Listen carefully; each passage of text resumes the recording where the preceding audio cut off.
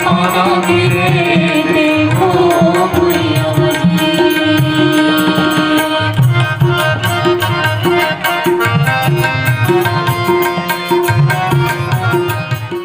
जिला में शत शत नमन करत हो।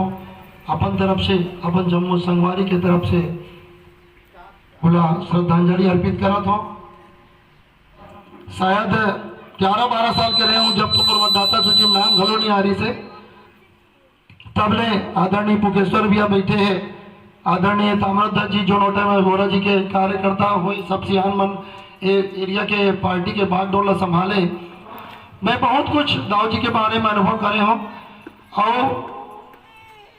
9 साल के रहे मैं तब मोरो पिताजी ये दुनिया ले मोला हमारे पूरा परिवार ले छोड़ के चल दी। तो कहीं ना कहीं उनका जो प्रेम, आशीर्वाद, स्नेह मोला मिली से मैं ये महसूस कर रहा हूँ कि मोर जिंदगी में एक पिता के कमी कहीं ना कहीं पूर्ति आदरणीय दाऊ जी करीस।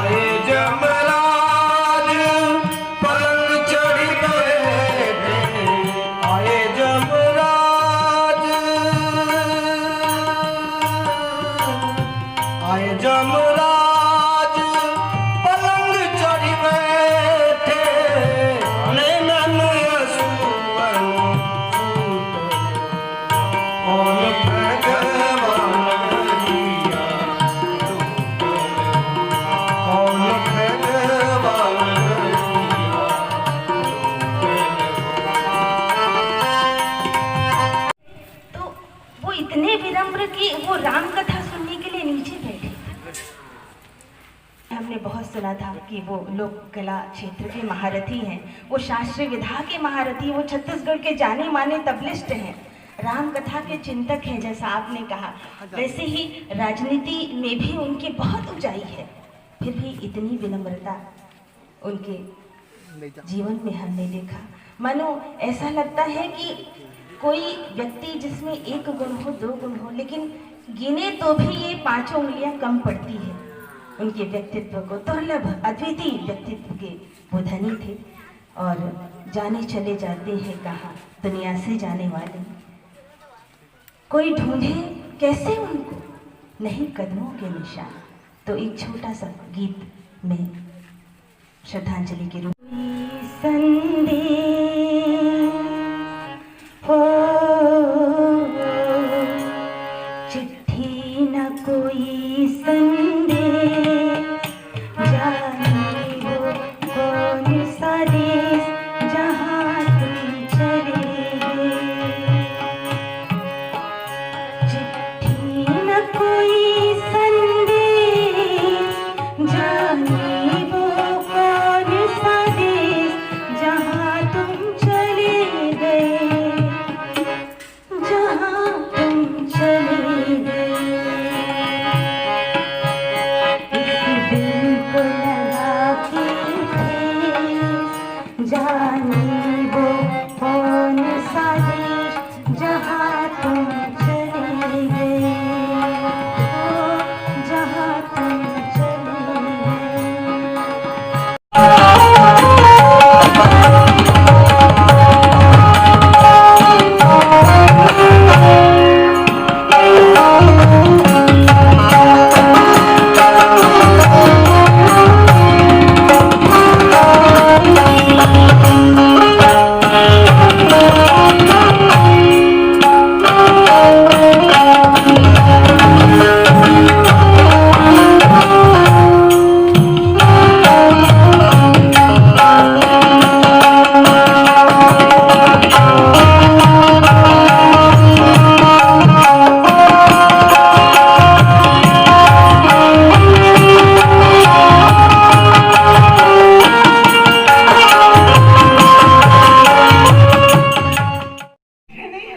मुझे भी तो अच्छे लोगों की आवश्यकता है। अब सोच लीजिए, जिसको भगवान को जिसकी आवश्यकता है वो कितने महान होंगे। ऐसे लोग, ऐसे दाऊ जी, यदि आप सब तो बता ही रहे थे कि राजनीति के क्षेत्र में भी, समाज के क्षेत्र में भी, धार्मिक और आध्यात्मिक क्षेत्र में भी दाऊ जी के से एक दखल रहा है। यदि एक वाक्य में कहा जाए तो दाऊ जी बहुआयामी प्रतिभा के धनी थे। बहुत मिलनसार, बहुत ही मृदुभाषी दाऊ जी थे। एक संस्मरण बताऊं, निकुंज में जब कार्यक्रम हुआ 3 दिनों तक रामायण प्रतियोगिता, दाऊ जी संगीत के निर्णायक थे। 3 दिन तक उनके साथ रहने का मौका मिला। जमीन में सोते थे और नाश्ता में पोहा खाते थे। हम लोग तो सामान्य आदमी, लेकिन दाऊ जी के साथ, दाऊ जी के अक्षत थे उस समय, फिर भी वो कभी ना नुकुल नहीं किया कि मुझे जमीन में सोना है, ये पोहा नाश्ता मैं कैसे करूं, ये कभी नहीं कर। इतने सरल स्वभाव के दाऊ जी।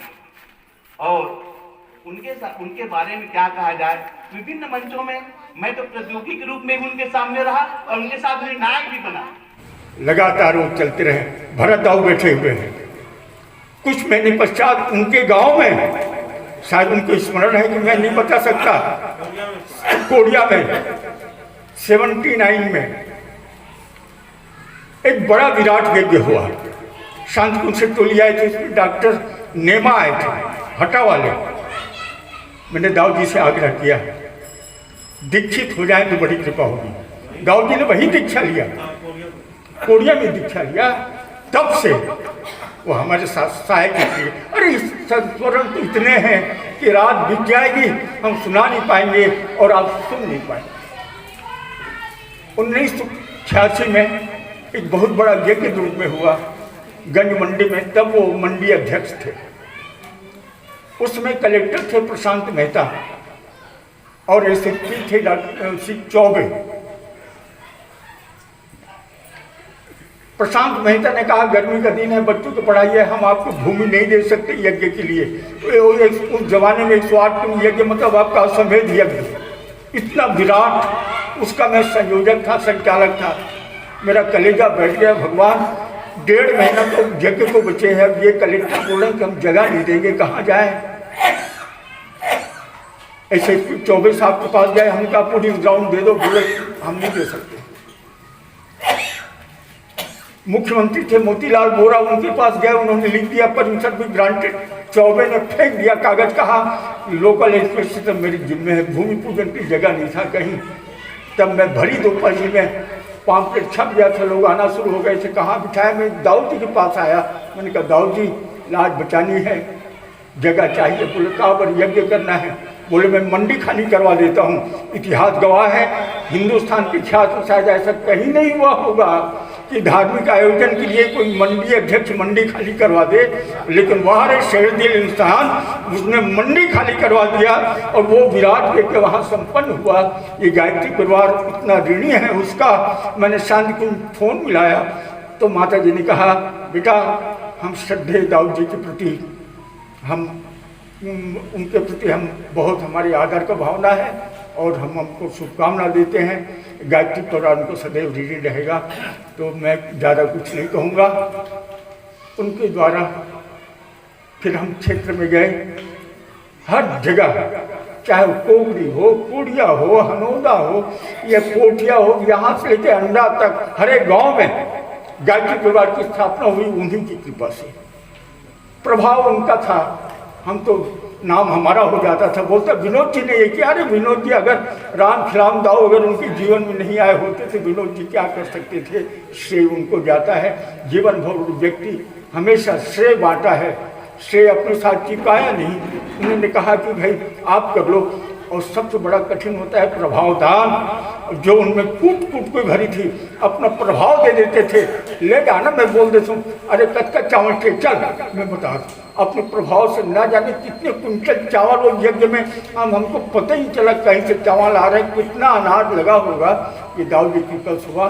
तो इतनी सारी बातें हैं, मैं कुछ ज़्यादा कुछ नहीं कहूँगा।